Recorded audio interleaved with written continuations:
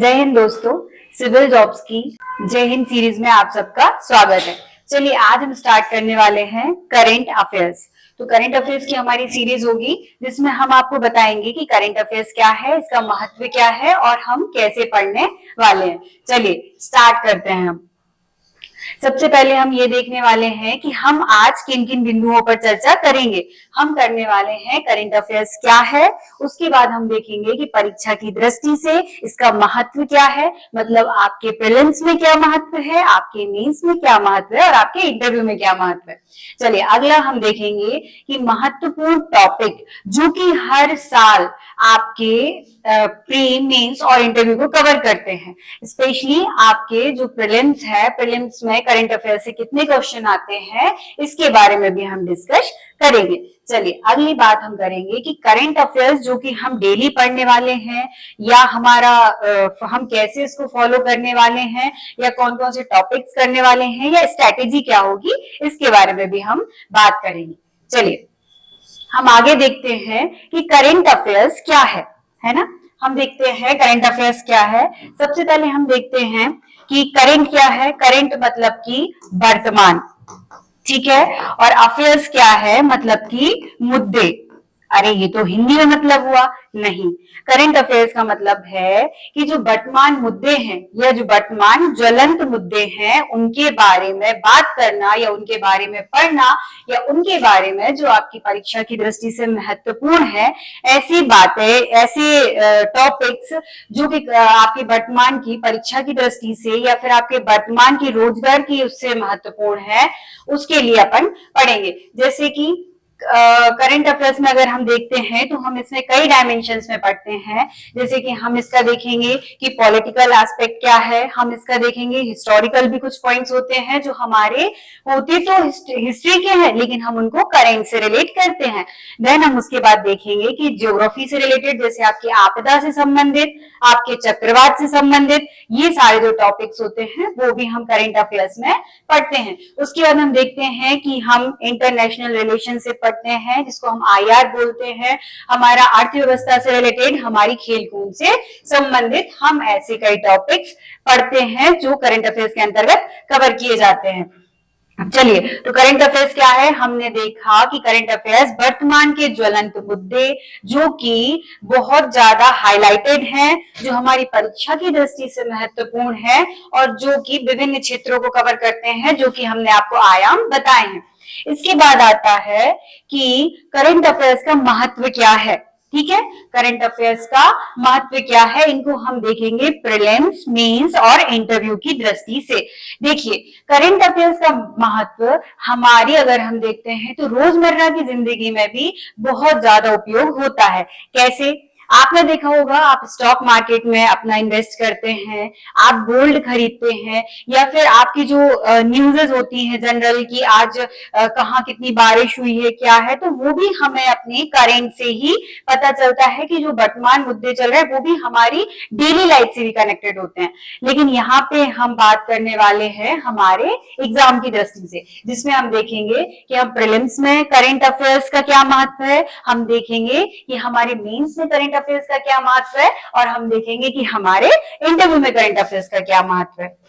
चलिए फिर हम आगे देखते हैं कि जो अगर हम एक वेटेज देखते हैं हमारे प्रीलिम्स के हिसाब से, तो प्रीलिम्स में आप देखिए 2021 से 24 तक का हमने यहाँ पे एक चार्ट बनाया हुआ है। ठीक है, जिसमें चार्ट में हमने देखा 2021 में ये अप्रोक्स है, हालांकि इतने ही क्वेश्चन आए हुए हैं, फिर भी हम एक अप्रोक्सीमेट लेके चलते हैं कि 2021 में लगभग 10 क्वेश्चन आए हुए हैं, है ना। उसके बाद हम देखते हैं 2022 में लगभग 13 क्वेश्चन आए हुए हैं। वही अगर हम 2023 में देखते हैं तो 17 क्वेश्चन आए हुए हैं और 2024 में 20 क्वेश्चन आए हुए हैं। अगला क्या 2025 में, देखिए जिस तरीके से वेटेज है कि 10 क्वेश्चन 21 में, 13 क्वेश्चन अगर 22 में आए हुए हैं, 23 में 17 और 24 में 20, इसका मतलब ये है कि लगभग करंट अफेयर्स का वेटेज आपके उसमें बढ़ रहा है। क्यों? क्योंकि देखिए लगभग संख्या में अगर हम देखें तो करंट अफेयर्स बढ़ता जा रहा है। अभी 2024 में देखा जाए तो 20 क्वेश्चन आए हुए हैं। इसका मतलब हमारे एग्जाम की दृष्टि से करंट अफेयर्स बहुत ज्यादा महत्वपूर्ण है। चलिए अगला हम देखते हैं कि करंट अफेयर्स का मेंस में क्या महत्व है। बहुत सारे लोग सोचते हैं कि यूपीएससी करंट से रिलेटेड क्वेश्चन पूछता है, एमपीपीएससी तो करंट से रिलेटेड क्वेश्चन नहीं पूछता है। ऐसा नहीं है। अगर आप अपनी प्रस्तावना को, जैसे कि एक फॉर्मेटिंग होती है जब हम मीन्स आंसर राइटिंग करते हैं या फिर हम मीन्स लिखते हैं, तो हम आपको यहाँ पे बताते हैं कि हम जब मीन्स लिखते हैं तो आप एक प्रस्तावना लिखते हैं, उसके बाद आपका मेन बॉडी होता है, उसके बाद हम निष्कर्ष लिखते हैं। तो हम देखते हैं कि यदि हम प्रस्तावना में किसी रिपोर्ट के द्वारा, अगर हम किसी रिपोर्ट को ऐड करते हैं हमारी प्रस्तावना में, या हम किन्हीं आंकड़ों को ऐड करते हैं, या हम कोई जैसे कोटेशन आया हुआ होता है कभी हमारे न्यूज़पेपर में, तो हम उसको ऐड करते हैं, या वर्तमान में किसी ने कोई बात बोली है हम उसको हमारी प्रस्तावना में ऐड करते हैं, तो हमारा जो आंसर राइटिंग है वो बहुत ज्यादा, मतलब हमें नंबर इंक्रीज कराने में हेल्प करता है। ठीक है। उसके बाद अगर हम निष्कर्ष की बात करते हैं, तो निष्कर्ष में भी जैसे हम कुछ एसडीजी गोल्स हैं, है ना, जिनके बारे में बात चलती है, जैसे एक जिला एक उत्पाद वाली जो बातें हैं, या फिर कोई योजनाएं हैं, अगर हम इनको अपने निष्कर्ष में ऐड करते हैं तो आप दूसरे बच्चे से लगभग ये समझ लीजिए कि 50 से 60 नंबर आगे लीड कर जाते हैं अगर कंप्लीट पेपर को लेते हैं तो। इसके अलावा कुछ ऐसे मुद्दे होते हैं जो बहुत हाईलाइटेड चल रहे होते हैं। जैसे आपकी प्रीलिम्स में एक क्वेश्चन आया था गाजा पट्टी वाला, है ना, उसको मेंस में डायरेक्ट भी आपसे पूछा जा सकता है, या तो आपको 2 नंबर में पूछा जाएगा, या फिर उसको डिटेल में 7 नंबर में पूछा जाएगा, या फिर आपको 10 नंबर में पूछा जाएगा। ठीक है। तो आपको ये लगा कि गाजा पट्टी पता नहीं कहां से क्वेश्चन दे दिया, नहीं, उस टाइम पे जो वॉर चल रहा था, उस टाइम पे जो मुद्दा चल रहा था यूक्रेन से रिलेटेड, उसमें जो था गाजा पट्टी ने वहां से उठाया हुआ था। फिर हम देखते हैं कि कुछ ऐसे प्रश्न होते हैं जो सीधे पूछ लिए जाते हैं। जैसे कि आपने देखा होगा कि हमारे, जैसे हम प्रीलिम्स में पढ़ते हैं कि अभी महिला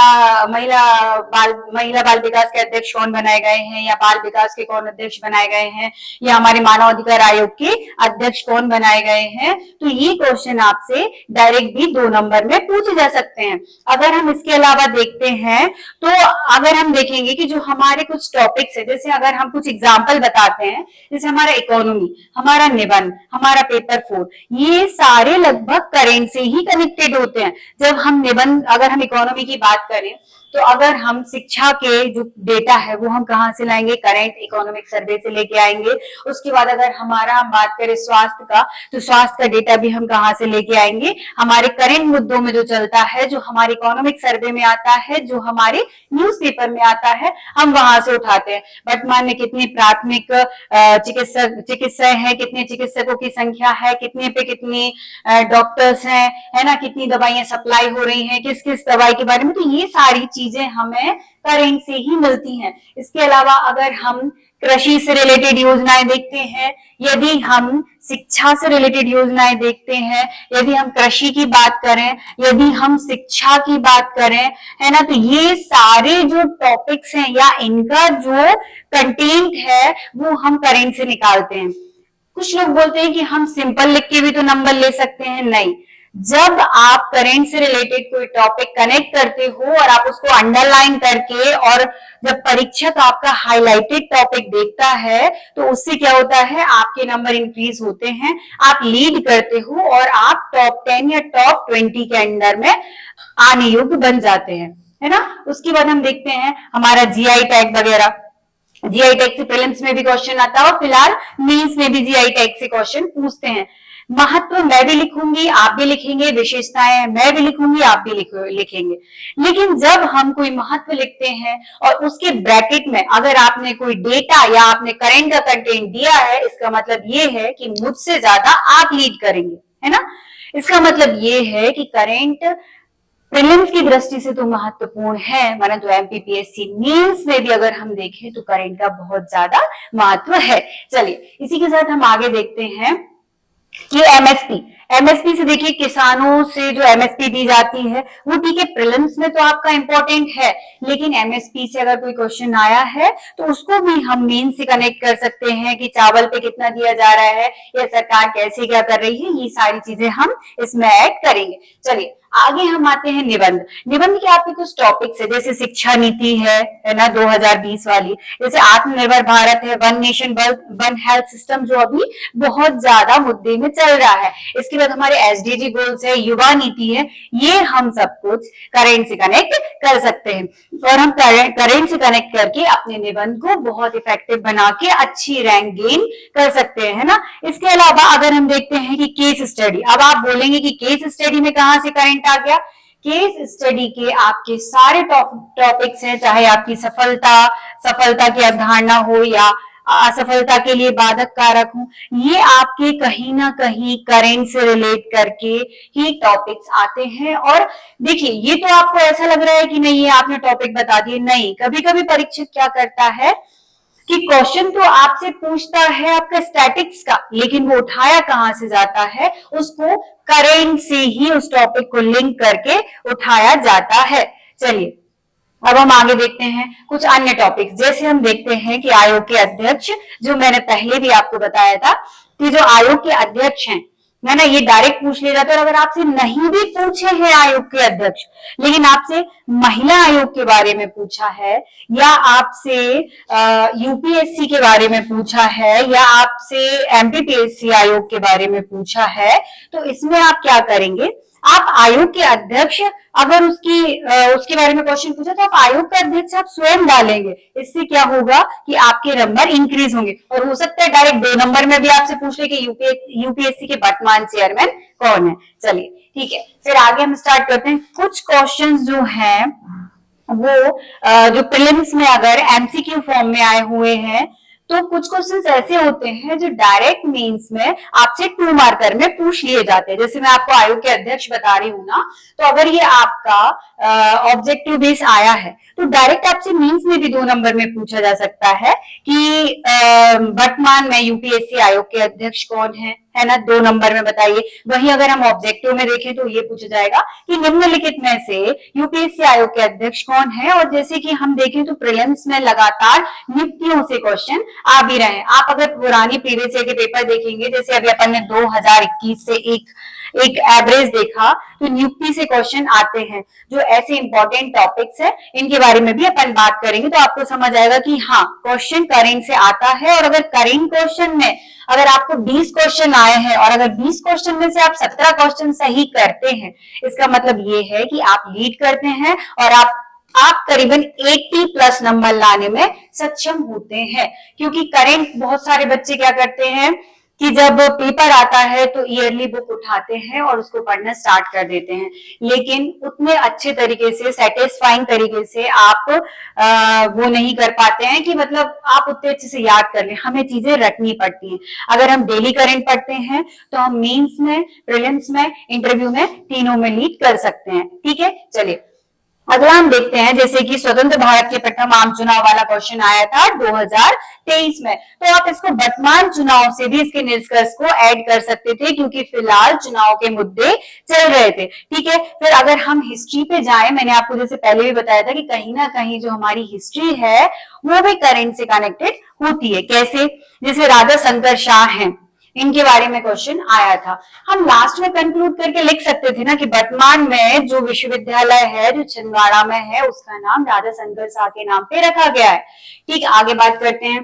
जैसे असहयोग आंदोलन को 100 वर्ष पूरे हो गए हैं, तो अगर हम इसको 2 डायमेंशन से देखते हैं, अगर असहयोग आंदोलन आया है तो हम उसके निष्कर्ष में ये डाल सकते हैं कि 100 वर्ष पूर्ण हो चुके हैं, तो सरकार ने फलाना फलाना चीज की है। इसके अलावा आप देखेंगे 100 वर्ष पूरे होने के कारण असहयोग आंदोलन आपके पेपर में पूछा जाएगा।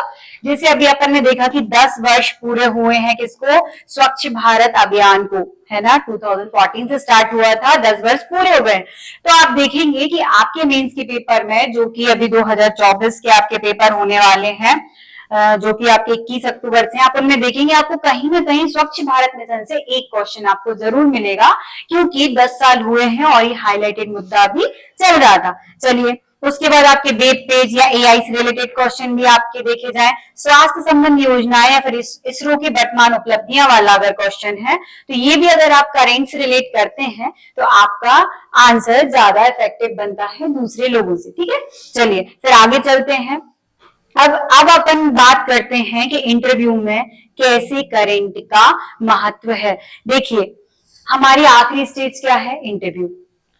आखिरी तो नहीं, मतलब इंटरव्यू है, लेकिन आखिरी स्टेज तो हमारा सिलेक्शन है। जब हम इन सब चीजों को फॉलो करते हैं तभी जाके हम इंटरव्यू के बाद सिलेक्शन ले सकते हैं। ठीक है, तो हम देखेंगे कि अगर हम करेंट से डेली कनेक्टेड रहते हैं तो अगर हमसे इंटरव्यू में सडनली कोई क्वेश्चन पूछ लिया जाता है तब भी हम उसको डील कर सकते हैं। और अगर इंटरव्यू में तुरंत ज्वलन मुद्दे, इवन इंटरव्यू में तो ऐसा भी होता है कि जिस दिन अगर न्यूज़पेपर में कोई न्यूज आई है उसी दिन आपका, मान लो आपका 23 नवंबर को आपका इंटरव्यू है ना, और 23 नवंबर की कोई न्यूज चल रही है और वो सुबह पढ़ के आए हैं जो आपके इंटरव्यूअर हैं, तो आपसे तुरंत में ही वही न्यूज वो पूछ सकते हैं, है ना। इसका मतलब ये है कि हमें आज से लेके, जब से हम तैयारी स्टार्ट कर रहे हैं, आज से लेके जिस दिन हम इंटरव्यू देने जाएंगे उस दिन तक हमारे पास करंट अफेयर्स का सारा मटेरियल होना चाहिए और हमें करंट अफेयर्स हमारा रेडी होना चाहिए। चलिए हम देखते हैं कैसे कुछ ज्वलंत मुद्दे, जैसे कि अभी एक डिजिटल अरेस्ट करके मुद्दा चल रहा है जो बहुत ज्यादा हाईलाइटेड है और बहुत सारे ऑफिसर्स भी इसमें फंस चुके हैं, है ना। और बहुत सारी मतलब ये मुद्दा बहुत हाईलाइटेड चल रहा है। तो अगर आपका आज इंटरव्यू है तो आपसे पूछा जाएगा कि डिजिटल अरेस्ट क्या होता है।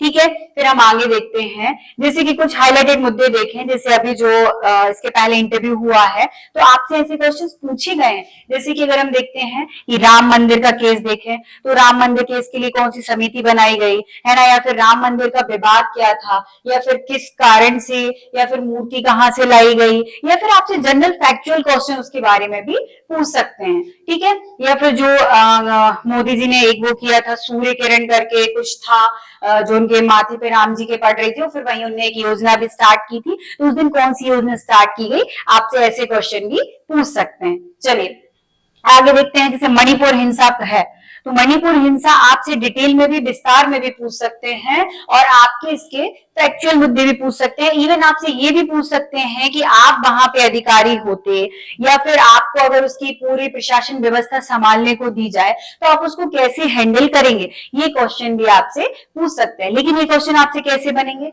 जब हम डेली करेंट से कनेक्टेड रहेंगे तभी हम इन सब के बारे में बता सकते हैं। अगला टॉपिक है क्रीमी लेयर, है ना। क्रीमी लेयर से भी जैसे पहले क्वेश्चन पूछे गए हैं, है ना, या क्रीमी लेयर होना चाहिए नहीं होना चाहिए, अगर है तो किन के बीच में होना चाहिए, है ना। मतलब ऐसे बहुत सारे मुद्दे जो उस टाइम पे हाईलाइटेड है। ये क्रीमी लेयर के लिए कौन सी अपन ने अभी जो है समिति बनाई गई है ना, इंदिरा साहनी केस क्या है, इस टाइप के केसेस भी आपसे पूछे जाते हैं और इवन पूछे गए हैं इसके पहले। ठीक, फिर हम देखते हैं कि रेरा की घटना क्या है। इससे आपके डायरेक्ट फैक्ट्स पूछ सकते हैं और आपसे पूरी घटना भी पूछ सकते हैं। इसका मतलब ये हम ये कहाँ पढ़ेंगे, हम ये करंट में पढ़ेंगे। आगे देखते हैं बुलडोजर नीति क्या है।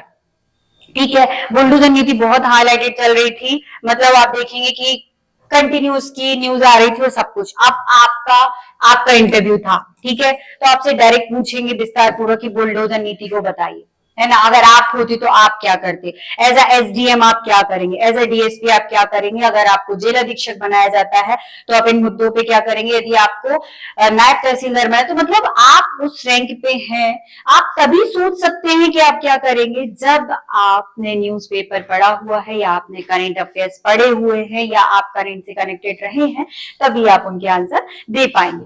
चलिए आगे हम देखते हैं मिनिस्ट्री प्रमुख। ये भी क्वेश्चंस ऐसे करंट में पूछे गए हैं कि वर्तमान में अगर हम देखें तो हम बजट किसने पेश किया, है ना। अब बजट पेश करने का मतलब कौन सा है कि उस मिनिस्ट्री की बात कर रहे हैं, कि अगर हम देखें कि शिक्षा मंत्री कौन है, अगर हम देखें अभी कि हमारे जो सैन्य विभाग सैन्य के उसके मंत्री कौन है ना। अलग अलग तरीके से आपसे पूछा जा सकता है ना। किसी भी मिनिस्ट्री के बारे में पूछा आपसे डायरेक्ट पूछा जा सकता है। तो हमें मिनिस्ट्री भी कहाँ से पता चलेगी, अगर शिक्षा नीति आई है ना। शिक्षा नीति अगर 2020 आई है तो इसका मतलब ये है कि आपको पता होना चाहिए कि उसके प्रमुख कौन है। ये हमें याद करने की जरूरत नहीं है। जब हम न्यूज पढ़ते हैं तो उसमें आता है कि फलाना फलाना मिनिस्टर ने ऐसा किया, ऐसा हुआ, तो हमको ऑटोमेटिक याद हो जाता है। या फिर हमसे डायरेक्ट मध्य प्रदेश के भी पूछ सकते हैं कि अभी हालिया में शिक्षा मंत्री कौन बनाए गए, उद्यान मंत्री कौन बनाए गए, है ना। तो ऐसे क्वेश्चन भी हमसे पूछे जा सकते हैं। चलिए आगे चलते हैं। आपकी हॉबी, माना आपकी हॉबी योगा है, ठीक है। अब आपकी हॉबी योगा है तो बताओ योगा दिवस कब मनाया जाता है, और इस बार जो योगा दिवस मनाया गया उसकी थीम क्या थी। ठीक, अब थीम कैसे पता चलेगी, जब आप करंट से कनेक्टेड रहेंगे। होता क्या है, हमारा प्री होता है तो हम प्री ओरिएंटेड पढ़ने लगते हैं, है ना, कि ईयरली को उठाया और हमने रटना स्टार्ट कर दिया। हमारा मेंस होता है तो हम देखने लगते हैं कि यार मेंस में तो क्वेश्चन आते नहीं है। नहीं, मेंस में क्वेश्चन आते हैं जो हम कभी जज नहीं कर पाते। हम अपने अकॉर्डिंग सोचते हैं अरे एमपीपीएससी में तो नहीं आता। ऐसा नहीं है। हम जब भी कोई भी पेपर बनता है, हमेशा आप देखेंगे कि जो हमारा परीक्षक होता है ना, जो हमारा परीक्षक होता है वो हमेशा करेंट के मुद्दों को लेकर ही आपके पेपर को सेट करता है। बस कमी होती है हमारी समझ की। ठीक है, इंटरव्यू में भी अगर हम देखें तो आपसे स्टैटिक्स पोर्शन तो पूछा जाता है, लेकिन अगर स्टैटिक्स पोर्शन भी पूछते हैं तो वो करंट से रिलेट करके पूछते हैं। कैसे, जैसे कि अगर वर्तमान में कोई मुद्दा चल रहा है तो उसका ये देखिए कि स्टैटिक में इसका यूज कैसे है। अगर हम देखें कि वर्तमान में चुनाव के एक देश एक चुनाव की बात हो रही है, तो हम अगर स्टैटिक्स टॉपिक हमने जो पढ़े हुए हैं उससे रिलेट करके हमसे पूछ सकते हैं। इसका मतलब ये है कि करंट जो है वो बहुत इंपॉर्टेंट पार्ट है, जिसके लिए हमें करंट डेली पढ़ना है और हमें करंट पे काम करना है ना। हम अगर आगे देखें तो हमारे कुछ प्रीलिम्स में जो टॉपिक्स आए हुए हैं हम उन पे बात करते हैं। देखिए हमने मेंस पे बात कर ली कि अगर असहयोग आंदोलन आया है पेपर में तो वो इसलिए आया है क्योंकि उसके 100 वर्ष पूरे हो चुके हैं। अगर एक राष्ट्र एक चुनाव आएगा या एक हेल्थ पॉलिसी वाला क्वेश्चन आएगा तो वो इसलिए आएगा क्योंकि ये करंट के हाईलाइटेड मुद्दे थे। अगर आपसे बुलडोजर नीति पूछी गई है या आपसे कृषि में एमएसपी से रिलेटेड या फिर कृषि से रिलेटेड कोई क्वेश्चन पूछे गए हैं, वो इसलिए पूछे गए हैं क्योंकि वो करंट के हाईलाइटेड मुद्दे थे। चलिए अब हम आगे देखते हैं कि अगर हम देखें कि प्रीलिम्स के ऐसे कौन से टॉपिक हैं जहां से हर साल क्वेश्चन आ रहे हैं, हम उन पे बात करते हैं। तो हम सबसे पहले देखते हैं कि अगर हम देखें तो नेशनल और इंटरनेशनल न्यूज अगर हम देखते हैं तो इसमें नियुक्तियां आती हैं। हम इसमें देखिए प्रथम महिला, जो भी हमारी विदेश या मतलब कि जो हमारी कोई महिला नियुक्त होती है जो कि कहीं की पहली महिला राष्ट्रपति हैं। ये टॉपिक्स क्यों बता रहे हैं, ये टॉपिक्स इसलिए बता रहे हैं कि हम जब भी प्रीलिम्स के टॉपिक्स पढ़ेंगे या मेंस के टॉपिक पढ़ेंगे तो हम वो टॉपिक्स पढ़ेंगे जो हमारे पेपर के लिए बहुत इंपॉर्टेंट है। अगर हम यहाँ पे देखते हैं तो सबसे पहले हम देखेंगे कि नियुक्तियां हर साल आती हैं। आप पेपर उठा के देखिए कि हमारे वर्तमान नौसेना अध्यक्ष कौन है, हमारे आईओसी के अध्यक्ष कौन नियुक्त किए गए हैं, है ना। नीता अंबानी जी जो है वो महिला प्रथम है तो उनका भी क्वेश्चन आ चुका है। उसके बाद हम देखेंगे कि स्पेन की पहली महिला राष्ट्रपति कौन नियुक्त की गई है। इसका मतलब ये है कि प्रथम नियुक्ति से भी क्वेश्चन आ रहे हैं। उसके बाद अगर हम देखते हैं सैनिक अभ्यास तो हम देखेंगे आया था, अभी भी सैनिक अभ्यास से क्वेश्चन आए थे। खनिज में रैंकिंग, देखिए हम कभी कभी समझ नहीं पाते हैं जो हमारे करंट के क्वेश्चन होते हैं वो डायरेक्ट और इनडायरेक्ट हमसे पूछे जाते हैं। जैसे एक प्रीलिम्स में जो क्वेश्चन आता है हम देखते हैं कि उसमें 4 स्टेटमेंट दिए रहते हैं कि मध्य प्रदेश में जो रैंकिंग है वो इतनी है, पवन में रैंकिंग इतनी है, और हमारी उसमें अगर हम देखें तो सूर्य ऊर्जा में हमारी रैंकिंग इतनी है। ये सारे जो क्वेश्चन होते हैं वो हमारे करंट के होते हैं। हमसे एक हमेशा क्वेश्चन आता है कि मध्य प्रदेश किसमें टॉप पर है, तो ये भी हमारा करंट का ही क्वेश्चन होता है। मतलब कि खनिज से क्वेश्चन आ रहे हैं तो वो भी आपको करंट से रिलेट करके आ रहा है। इसका मतलब क्या, इसका मतलब ये है कि हमारे लिए करंट पढ़ना बहुत अति महत्वपूर्ण है। आपका प्री हो, आपका मेंस हो, आपका इंटरव्यू हो, इसके अलावा आपकी डेली लाइफ में भी आपका करंट का बहुत महत्व है। अगर हम करंट से कनेक्टेड होते हैं तो क्या होता है, अगर हम करंट से कनेक्टेड हैं तो हमें सारे मार्केट का पता रहता है। आज मेरी मम्मी गोल्ड लेने जा रही है ना, अब गोल्ड लेने जा रहे हैं, हम गोल्ड लेने गए हैं, हमको पता नहीं है गोल्ड का क्या भाव चल रहा है, क्या है। अगर हम न्यूज़पेपर पढ़ते हैं तो हम अवेयर रहते हैं और करंट अफेयर्स पढ़ के हमें अवेयरनेस आती है कि हमें क्या करना है क्या नहीं। इसके अलावा डेली लाइफ में और कैसे करंट का यूज कर सकते हैं, हमारे एग्जाम से अलग अगर हम बात करें तो आप देखेंगे कि हम बहुत सारी चीजों में बहुत एक्टिव रहते हैं कि आज इंदौर में ये केस हुआ, ये घटना हुई, दिल्ली में ये घटना हुई, कलकत्ता में ये घटना हुई, पश्चिम बंगाल में ये घटना हुई। तो हम इन कई चीजों से सतर्क रहते हैं कि हाँ हमें ये चीज नहीं करना है। मतलब जैसे एक घटना आई कि आजकल मोबाइल पे अगर आप बात करके जा रहे हैं तो आपका मोबाइल छीन के मोबाइल चोर चले जाते हैं। इसका मतलब ये है कि हमें ऐसे रास्ते में फोन पर बात करते हुए नहीं जाना है। मतलब क्या है, ये हमारे डेली यूज है, डेली यूज में हम इस तरीके से भी करंट का उपयोग कर सकते हैं। चलिए अब हम अपने पॉइंट पे आते हैं। ये सारे टॉपिक्स हैं जिनका उपयोग जो हर साल हमारे प्रीलिम्स में पूछे जा रहे हैं, नेशनल और इंटरनेशनल में हम देखें और हम मध्य प्रदेश से देखें। देखो हर साल पद्मश्री से क्वेश्चन आता है, हर बार योजना से क्वेश्चन आता है। लाडली बहना योजना में कितने रुपए दिए जा रहे हैं, या सिलेंडर कितने का दिया जा रहा है। पद्मश्री अगर हम देखें तो पद्मश्री किसको मिले हुए हैं, है ना, और किस क्षेत्र में मिला हुआ है ना, गौर जनजाति से कौन संबंधित है। पद्मश्री से क्वेश्चन आ रहे हैं। हम स्पोर्ट्स में अवार्ड देखें, आपके अर्जुन, आपके मतलब जो अर्जुन अवार्ड हो या आपके ये सारे अवार्ड्स आपके यहीं से आते हैं। हम इकोनॉमिक सर्वे से देखें तो इकोनॉमिक सर्वे से भी कंटिन्यू क्वेश्चन पूछे जा रहे हैं। फिर हेडक्वार्टर से अगर हम क्वेश्चन देखते हैं तो हाल ही में स्विमिंग एकेडमी खोली गई है, तो कहाँ खोली गई है ना। तो ये हमारे कहाँ से करंट से रिलेटेड टॉपिक होते हैं।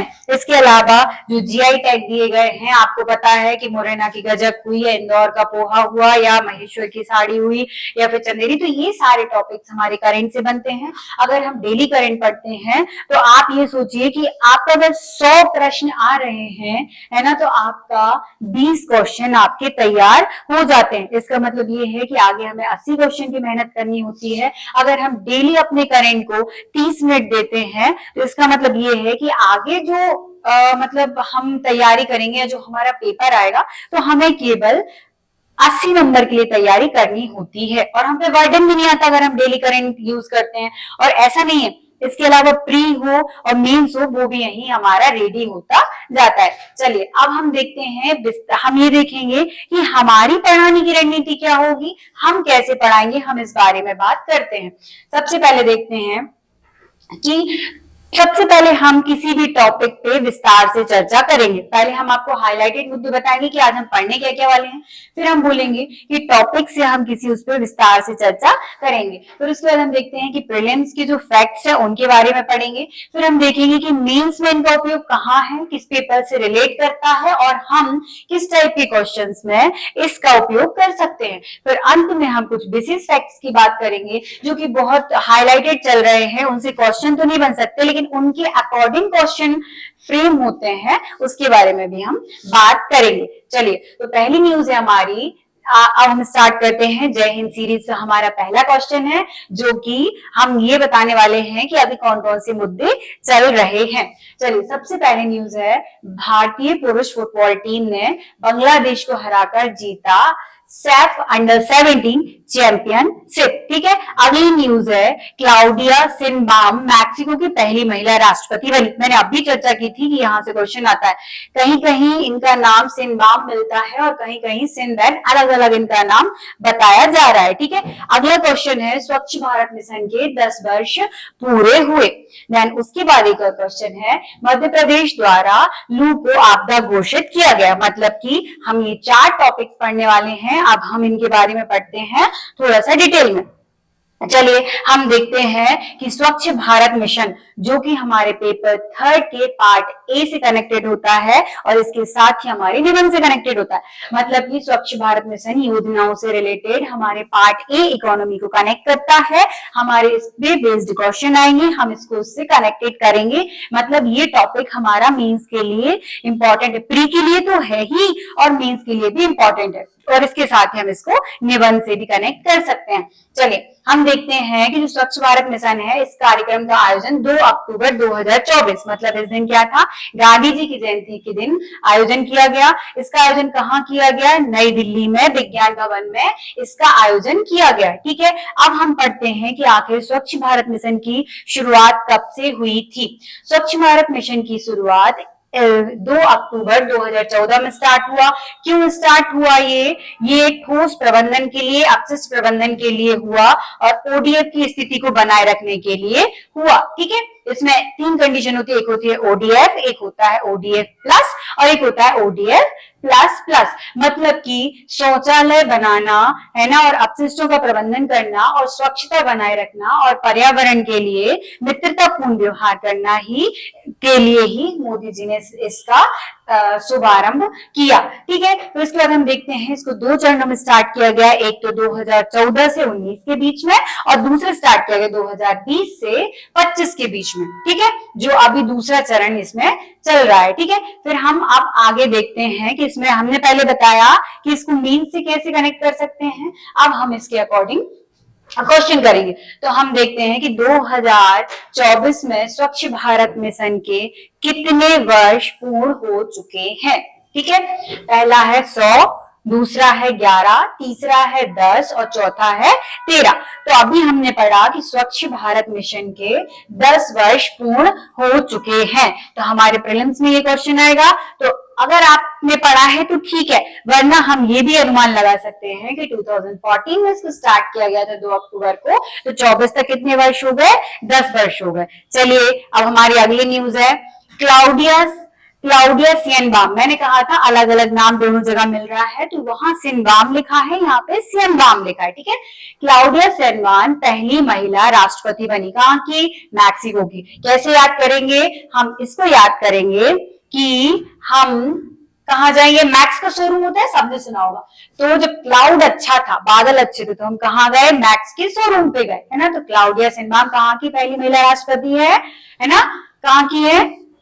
मैक्सिको की। चलिए इनके बारे में कुछ अपन डिटेल पढ़ लेते हैं। क्लाउडिया सियनबाम के बारे में, इन्होंने ये कहाँ की है? मैक्सिको की पहली महिला राष्ट्रपति है। ठीक है, ये कौन है? ये जलवायु कार्यकर्ता है और मैक्सिको सिटी की पूर्व मेयर भी है। ठीक है, तो इसके बाद हम देखते हैं कि वह मैक्सिको की राष्ट्रपति बनने वाली पहली यहूदी होगी। मतलब मैक्सिको में मेनली क्या होता है कि वहां पर ईसाई ज्यादा है। इसका मतलब ये है कि ये मैक्सिको की तो पहली राष्ट्रपति है और यहूदी भी ये पहली है। चलिए उसके बाद हम देखते हैं कि मैक्सिको के संविधान में ऐसा प्रावधान है कि एक व्यक्ति केवल एक ही बार राष्ट्रपति बन सकता है। चलिए फिर अगला हम देखते हैं कि मैक्सिको के बारे में। और मैक्सिको की मुद्रा क्या है? मैक्सिको की मुद्रा है पैसो। ठीक है, सबसे बड़ी स्पेनिश आबादी रहती है कहां पर? सबसे बड़ी स्पेनिश आबादी कहां रहती है? मैक्सिको में रहती है। चलिए अगला हम देखते हैं, ये है हमारी मैक्सिको सिटी, जो कि हमारे यूनाइटेड स्टेट मतलब कि हमारा जो उत्तरी अमेरिका है उसमें हम देखेंगे कनाडा के बाद हम देखेंगे यूएसए और फिर है हमारा मैक्सिको। यहाँ पे क्या है? हमारी मैक्सिको की खाड़ी है। ठीक है, ये क्या है? हमारा उत्तरी अटलांटिक महासागर है और ये क्या है? हमारा प्रशांत महासागर है। चलिए ये क्या हो गया? ग्राफिकल, ये हमारा ज्योग्राफिकल एस्पेक्ट हो गया। इसके बाद हम अगला हम क्वेश्चन पे चलते हैं कि हाल ही में मैक्सिको की पहली महिला राष्ट्रपति बनने वाली महिला कौन है? तो हम अभी पढ़ के आए, क्लाउडिया सियनबाम है। चलिए तो इसके अलावा भी जो और नाम है हम उनके बारे में भी डिटेल में पढ़ लेते हैं।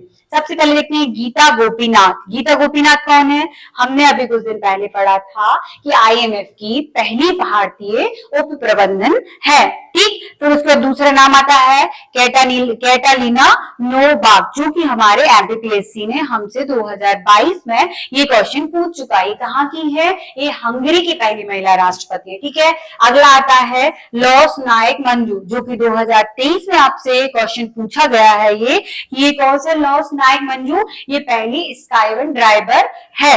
ठीक है, फिर हमने देखा क्लाउडिया सियनबाम, मतलब हमारा आंसर क्या है? क्लाउडिया सियनबाम जो है ये हमारी पहली महिला राष्ट्रपति है। कहाँ की? मैक्सिको की। मैंने आपको क्या बताया कि हम मैक्स की शोरूम जाएंगे कब, जब क्लाउड अच्छा होगा, मतलब जब बादल अच्छे होंगे। तो आपको याद हुआ ना कि क्लाउडिया सिनबाम मैक्सिको की पहली महिला राष्ट्रपति है। देन उसके बाद हम देखते हैं कि मध्य प्रदेश सरकार द्वारा लू को आपदा घोषित किया गया। अब हम देखते हैं कि ये हमारा कहां से कनेक्ट होता है, ये हमारा पेपर बन के पार्ट बी की यूनिट 4 से कनेक्टेड है। ठीक है, तो हमारा जो पेपर बन है, जो कि हमारा ज्योग्राफी है, उसका पार्ट बी जो है वो ज्योग्राफी है, उसकी यूनिट 4 जो कि आपदा को कवर करती है, उससे हमारा ये टॉपिक कनेक्टेड होता है। हम वहां पे इसको यूज करेंगे। ठीक है, इसमें हम देखते हैं कि जो हमारा एक्ट है जो कि 2005 में आया हुआ था, इस एक्ट का क्या नाम है, आपदा प्रबंधन अधिनियम। इसको लू लू को आपदा घोषित कर दिया गया। अब इसमें क्या हुआ, अगर आपदा घोषित किया है तो अगर लू से किसी की मौत होती है या लू से कोई भी आपको हानि होती है तो आपको सरकार द्वारा आर्थिक सहायता दी जाएगी। ठीक है, इसके बाद हम चलते हैं कि अगला क्वेश्चन है, हाल ही में, ये हमारा प्रीलिम्स एस्पेक्ट, हमने मेंस में क्या देखा, ये हमारे पार्ट बी को कवर करता है ना, किसमें, आपदा वाला यूनिट 4 को। चलिए हम आगे करते हैं कि हाल ही में किस राज्य के द्वारा लू को आपदा घोषित किया गया है। तो हमने अभी पढ़ा किसको किया गया है, झारखंड को, गुजरात को, बिहार को या फिर मध्य प्रदेश को। तो किसको घोषित किया गया है, मध्य प्रदेश। मध्य प्रदेश ने लू को आपदा घोषित किया है। चलिए अगला है कि सैफ अंडर 17 आपने पढ़ा हुआ था, किसने जीता, मध्य प्रदेश, भारत ने जीता। किसको हरा के जीता, बांग्लादेश को। तो अपन ऐसे याद करेंगे कि भारत जो है, भारत में क्या रहते हैं, सैफ, मास्टर सैफ होते हैं ना, तो भारत के बंगले में क्या रहते हैं, मास्टर सैफ रहते हैं। तो कैसे याद करेंगे, भारत के बंगले में मास्टर सैफ, इसका मतलब ये भारत, बांग्लादेश और सैफ। इसका मतलब क्या हुआ कि बांग्लादेश को हराकर भारत ने जीता, कि क्या, सैफ, है ना। इसके बारे में हम डिटेल में पढ़ते हैं कि इसका आयोजन कहाँ हुआ है, इसका आयोजन हुआ है भूटान में हुआ है। ठीक है, तो इसके बाद देखते हैं कि विजेता कौन रहा, भारत रहा। 2-0 से इसने किसको हराया, बांग्लादेश को हराया। ठीक, भारतीय टीम के कप्तान कौन थे, नगम बोहो मैट थे। कौन थे, नगम बोहो मैट थे। ठीक है, तो उसके बाद हम देखते हैं कि सर्वश्रेष्ठ खिलाड़ी कौन है, भारत के मोहम्मद अरबाज जो है वो सर्वश्रेष्ठ खिलाड़ी थे। ठीक, फिर इसके बाद हम देखते हैं कि जो दक्षिण एशियाई फुटबॉल महासंघ है, ये किसका, दक्षिण एशियाई देशों का एक संघ है जिसकी स्थापना कब की गई थी, 1997 में की गई थी। अब हम देखते हैं कि इसके प्रमुख देश कौन से हैं। इसके लिए हम एक ट्रिक लिखेंगे जो है MBBS पानी। क्या है, MBBS पानी। इसमें क्या आएगा, M फॉर आएगा मालदीव, B फॉर आएगा बांग्लादेश, B फॉर आएगा हमारा भूटान, है ना, और P फॉर क्या आएगा, पाकिस्तान, E फॉर आएगा अफगानिस्तान, N फॉर आएगा नेपाल और I फॉर आएगा हमारा प्यारा भारत महान। ठीक है, तो ये किसकी कंट्रीज हैं, ये हमारी सैफ की कंट्रीज हैं। चलिए हम देखते हैं, हम जैसे आपसे बात कर रहे थे, S फॉर श्रीलंका, ठीक, B for Bangladesh, B for Bhutan, ठीक, and for Nepal, India, Pakistan, Maldives और अफगानिस्तान। ये क्या है, हमारी सैफ की कंट्रीज है। तो हमने क्या याद किया कि सैफ किसके घर में सैफ, भारत के बंगले में सैफ, है ना। तो भारत हो गया और उसके बाद बांग्लादेश को हराकर क्या जीता हमने जीता अंडर 17 सैफ। कब जीता, और फिर हमने उसके देश के बारे में भी पढ़ा। चलिए अब हम कुछ अन्य चर्चित, जो हमने बोला था कि कुछ हाईलाइटेड मुद्दे हैं जिनके बारे में हम पढ़ने वाले हैं। चलिए हम देखेंगे कि मध्य प्रदेश के 35वें मुख्य सचिव कौन बने, अनुराग जैन। कैसे याद करें, पहले तो याद कर लेते हैं, मुख्य सचिव, जो इंसान मुख्य होगा वो अपना राग गाता रहेगा। जो इंसान मुख्य होता है, मेन होता है, वो खुद ही का राग गाता रहता है, हम तो बहुत प्रमुख हैं, हम तो बहुत मुख्य हैं, तो राग से अनुराग। तो अनुराग जैन मध्य प्रदेश के 35वें मुख्य सचिव बने। ठीक है, चलिए अब हम इसके बाद देखते हैं जो हमारी अगली न्यूज। अब हम इसको कहां से कनेक्ट कर सकते हैं, इस न्यूज को हमारे पेपर 2 के पार्ट ए से हम इसको कनेक्ट कर सकते हैं, क्योंकि आपके पेपर 2 में एक पूरा अब 5th यूनिट ऐड हो गया है जिसमें हमें सचिव, मुख्य सचिव आदि सबके बारे में पढ़ना है। अगर आप इसको ऐड करते हैं तो आपका वर्तमान से रिलेटेड आपका उत्तर बन जाता है और प्रीलिम्स में तो आपसे इससे डायरेक्ट क्वेश्चन पूछा जाएगा। चलिए अगला क्वेश्चन है आपका, सशस्त्र बल सेना में चिकित्सा की महिला महानिदेशक कौन बनी है? आरती शरीन। कौन बनी है? चिकित्सा में सशस्त्र बल में, है ना, सशस्त्र बल सेना में चिकित्सा में महिला महानिदेशक कौन बनी है? हमारी आरती शरीन। कौन बनी है? आरती शरीन। ये हमारे प्रीलिम्स के एस्पेक्ट से बहुत इंपॉर्टेंट है। इसी के साथ हमारा लेक्चर होता है complete. Thank you so much. जय हिंद, जय भारत।